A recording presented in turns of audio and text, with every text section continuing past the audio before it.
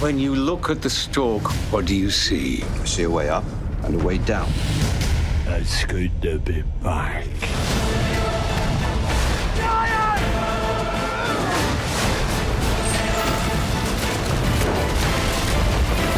Ready?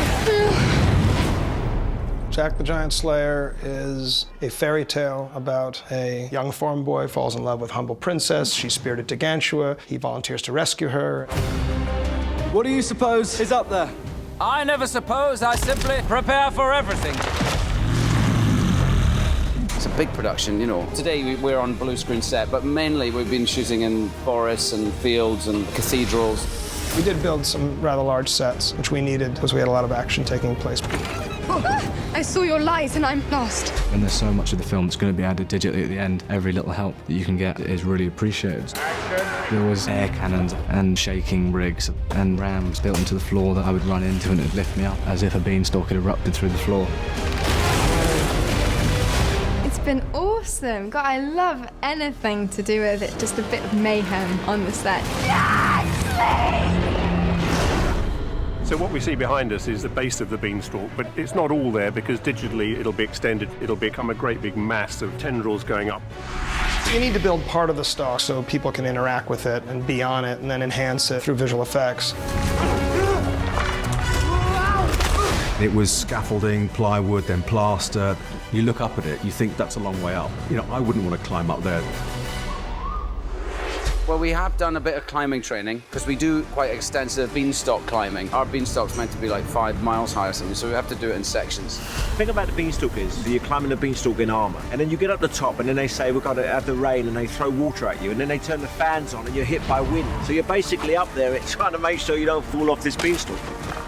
Fear of heights, fear of falling. Well, then don't fall. It's good fun. We've got, you know, myself and Eddie Marzan and Ewan McGregor have just done a scene where they're firing crossbows and we're ziplining across huge gaps. It was actually 2 pieces of stalk. One was over on one side of the stage, the other was over on the other side, and we actually had the actors on a zip line. Go get it!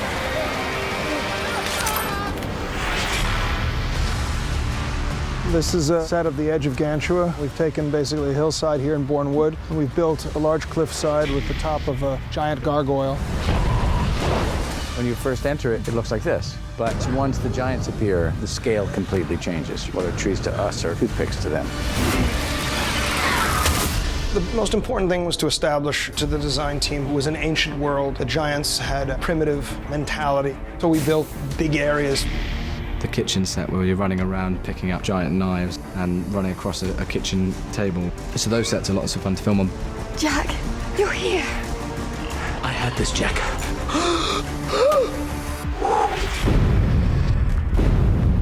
In addition to our giants being big, Gantua is huge. It's beyond anything you could build on a stage. So what we do is use virtual technology to make not only the giants, but to build the environments as well.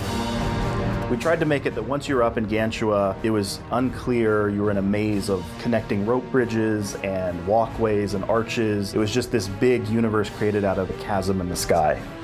Here comes the thunder.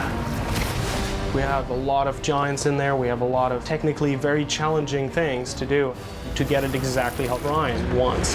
This is a shot, I think, that shows really what animation can do here. And Brian really liked the idea of him free falling. We ended up, I think, with a really fantastic shot that shows that he's quite the badass leader. Technology is quite overwhelming at times. But that being said, we've finished putting the giants on and everything. It'll be very exciting to see. Line it up! All the sets that have been built are incredible. They're so realistic and shoot just beautifully on film. Because of the scope and nature of it, because of the giants, this film is one that should be seen in a 3D theater. Let's cut a few of them down to size, shall we? That worked out better than I expected.